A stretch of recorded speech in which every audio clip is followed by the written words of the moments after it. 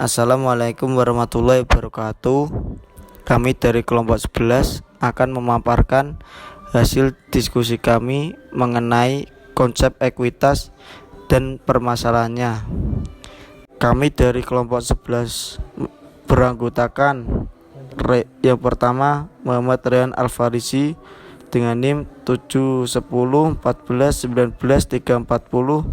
Yang kedua Bagas Sulistyo Prabowo dengan NIM 71014190350. Dan selanjutnya akan disampaikan oleh teman saya. Pertama adalah apa itu ekuitas? Ekuitas adalah hak residual atas aktiva perusahaan setelah dikurangi semua kewajiban. Jadi, ekuitas didefinisi sebagai hak residual untuk menunjukkan bahwa ekuitas bukan kewajiban, melainkan ini berarti ekuitas bukan pengorbanan sumber ekonomi masa datang. Selanjutnya adalah perbedaan ekuitas dan kewajiban. Menurut Godfrey, Hodgson, dan Holmes pada tahun 1997 membedakan ekuitas dan kewajiban atas dasar kriteria berikut. Kriteria yang pertama adalah hak-hak masing pihak atas penyelesaian klaim. Yang kedua adalah hak penggunaan aset dalam operasi. Dan yang ketiga adalah substansi ekonomi perjanjian. Kemudian, komponen ekuitas pemegang saham. Di sini terdapat tabel yang menjelaskan tentang ekuitas pemegang saham. Yang pertama adalah ada modal setoran, yang kedua adalah laba ditahan, yang ketiga adalah lain-lain. Nah, modal setoran ini dibagi menjadi dua, yaitu modal yuridis dan modal setoran lain. Apa aja sih yang termasuk dalam modal yuridis? Yang termasuk dalam modal yuridis adalah penerbitan saham baru, kapitalisasi laba ditahan, dividen saham, konversi obligasi, dan yang terakhir adalah stock subscription. Dan apa aja sih yang termasuk dalam modal setoran lain? Nah, yang termasuk dalam modal setoran lain adalah premium modal saham, penjualan saham terasuri, penyerapan defisit, deklarasi dividen likuidasi, restrukturasi, dan yang terakhir adalah revaluasi aset. Kemudian, yang termasuk dalam laba ditahan adalah laba atau rugi, dividen, rekapitalisasi, defisit, koreksi, dan yang terakhir adalah perubahan akuntansi. Kemudian selanjutnya adalah tujuan penyajian ekuitas.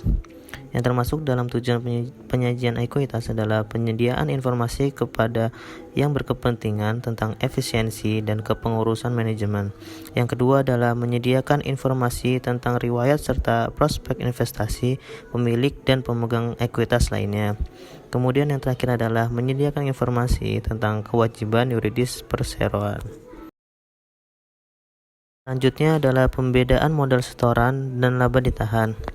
Yang pertama adalah modal setoran. Apa sih itu modal setoran? Modal setoran merupakan suatu bentuk kontrak yuridis yang harus dipertahankan keutuhannya, sedangkan laba ditahan merupakan modal yang tercipta atau terhimpun karena pemanfaatan aset.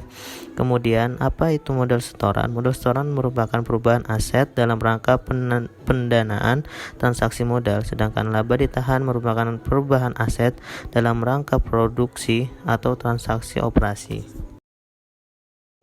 Selanjutnya adalah modal setoran. Modal setoran dibagi menjadi dua, yaitu modal yuridis dan modal setoran lain. Apa itu modal yuridis? Modal yuridis merupakan jumlah rupiah minimal yang harus disetor oleh investor sehingga membentuk modal yuridis. Berikutnya perubahan modal setoran. Modal setoran dapat bertambah karena yang pertama pemesanan saham, yang kedua konversi status obligasi, yang ketiga konversi status saham istimewa, yang keempat dividen saham, yang kelima hak beli saham, dan yang keenam saham treasury. Penurunan modal saham. Modal saham dapat berkurang karena saham treasury. Masalah yang berkaitan dengan saham treasury adalah penentuan jumlah rupiah yang harus dianggap mempengaruhi modal setoran dan laba ditahan dan pengungkapan pengaruhannya terhadap modal yuridis bila saham treasury dijual kembali. Perubahan laba ditahan ada dua. Yang pertama, faktor utama yang mempengaruhi besarnya laba ditahan adalah laba atau rugi periodik dan pembagian dividen.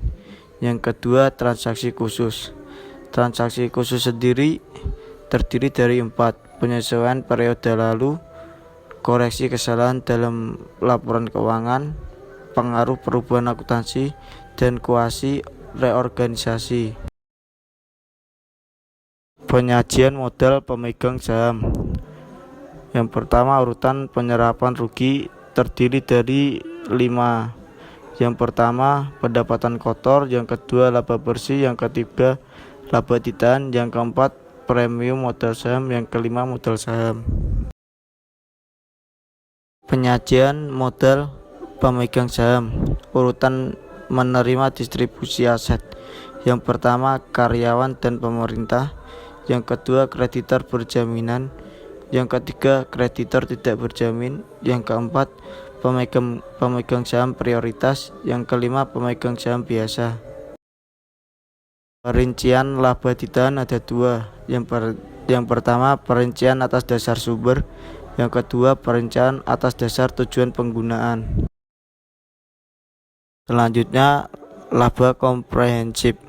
Semua perubahan akibat transaksi operasi harus dilaporkan melalui statement laba rugi. Pendekatan yang dianut yaitu laba kinerja sekarang dan laba semua termasuk.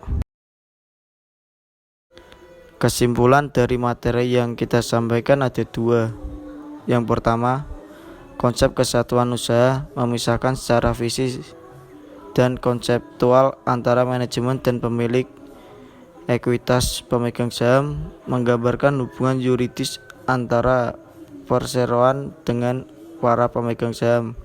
Yang kedua, kontrak sesungguhnya antara pemegang saham dan perseroan ditujukan oleh keseluruhan dana yang disetor atau modal setoran. Demikian pemaparan tentang materi konsep ekuitas dan permasalahannya dari kelompok kami. Kurang lebihnya mohon maaf. Wassalamualaikum warahmatullahi wabarakatuh.